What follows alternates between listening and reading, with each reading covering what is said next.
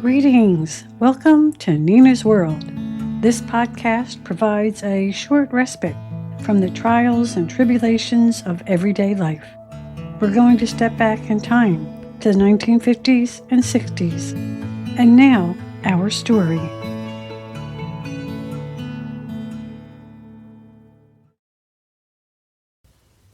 Nina, Martha, Mrs. Zink, and the rabbit in her garden. Get out of my garden! Story time was probably Nina's favorite part of her school day, but nothing, and I mean nothing, nil, zip, zilch, could compare to story time at home. As long as Nina could remember, she would sit up close to whoever had a book in her hand and who was willing to read it aloud.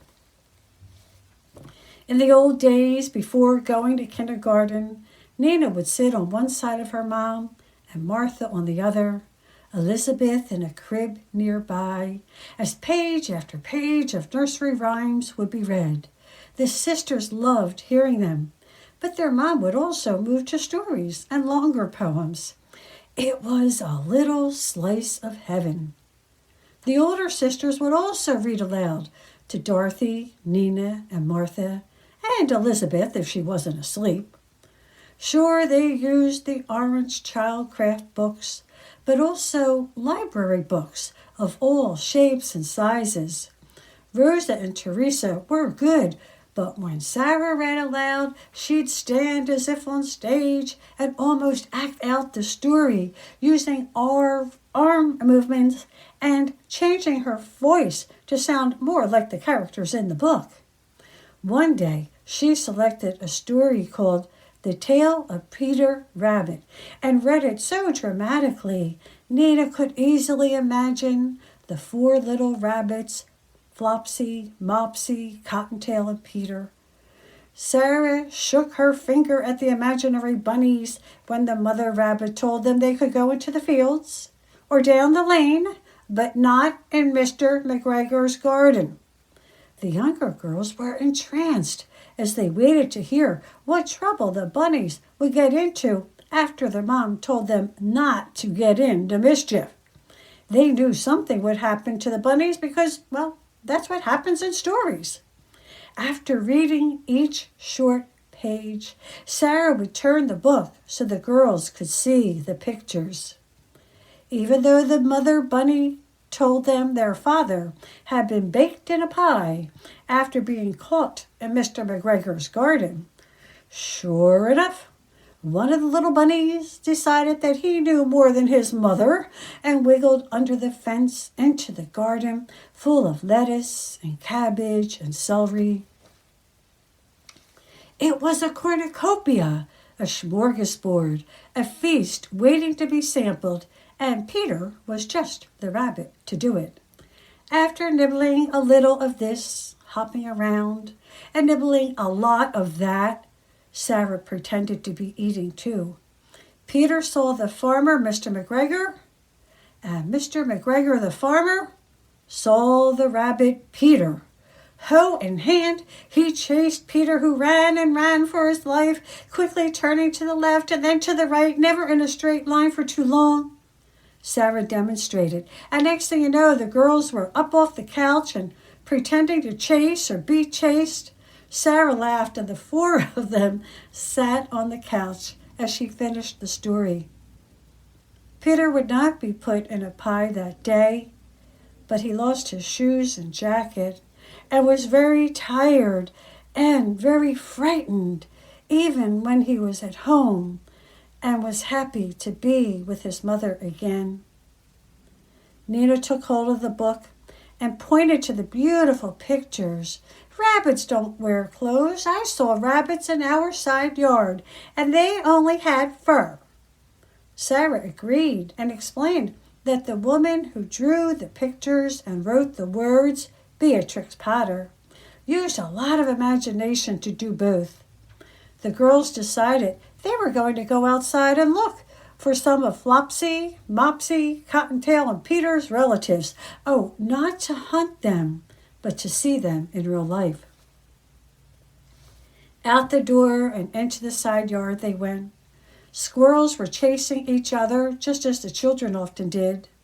Squirrels ran up the tree, just as the children often did. But the squirrels came down again much more quickly, because the children had to be much more careful. Birds were pecking at bugs in the grass, then flying to a branch when the girls walked too close, but no bunnies were to be found that day.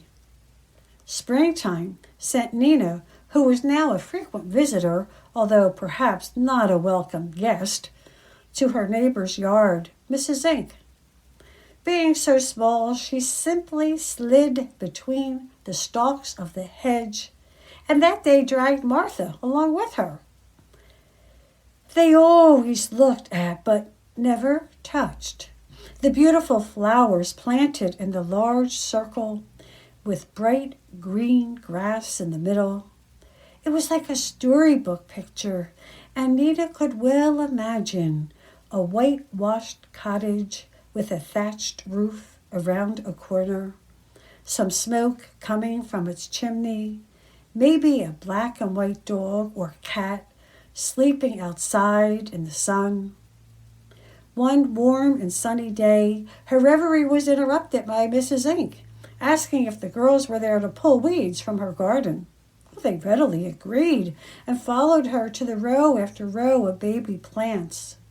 The carrots and potatoes grew under the ground, but the different kinds of lettuce, radishes, rhubarb, tomatoes, Nina's favorite, beets, and string beans were easy to see.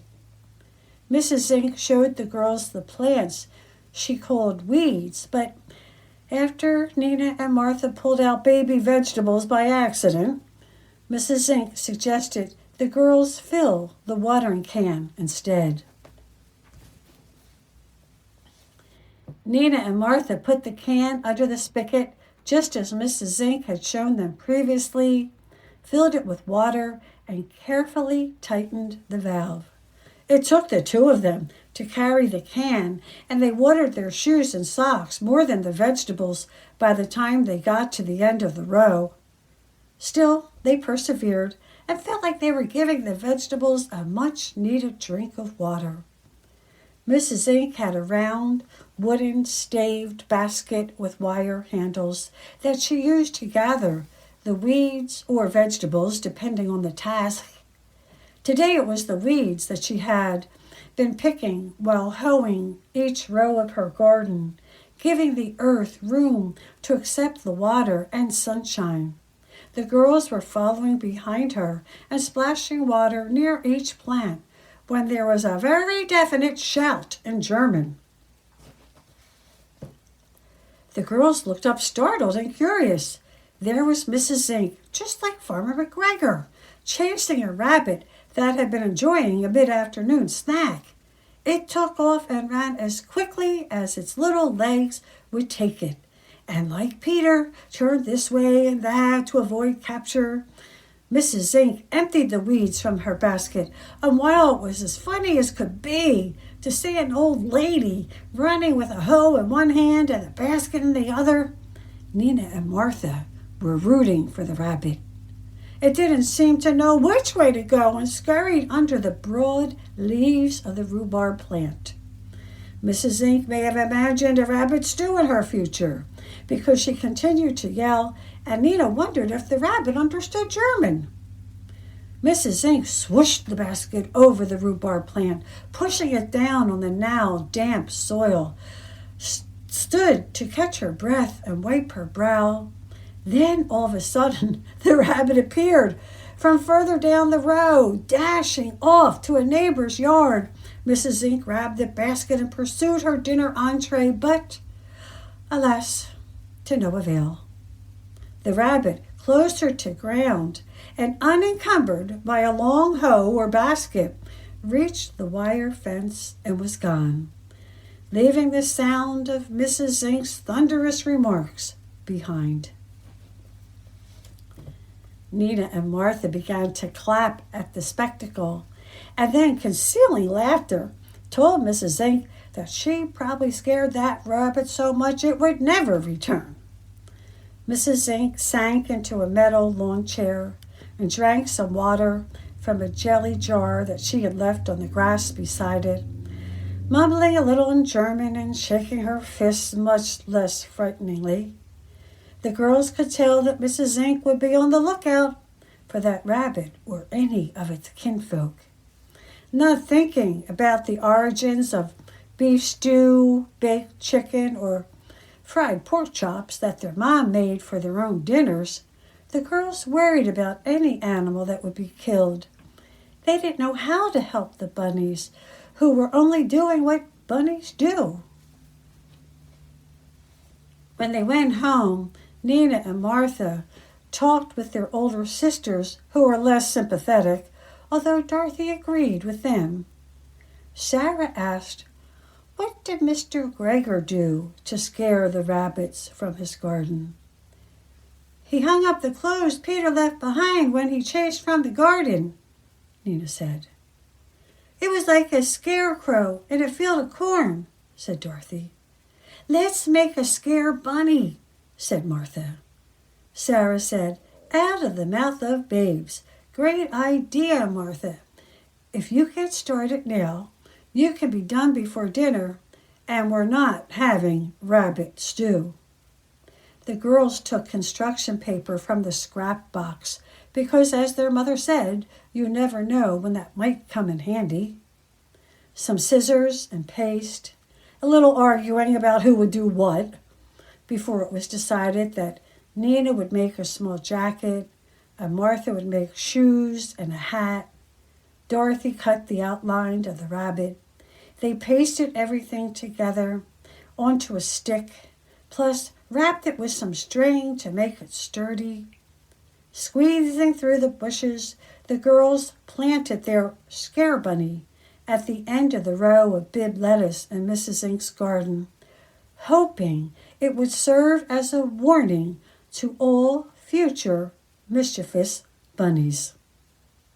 The end. Thank you for visiting with us today.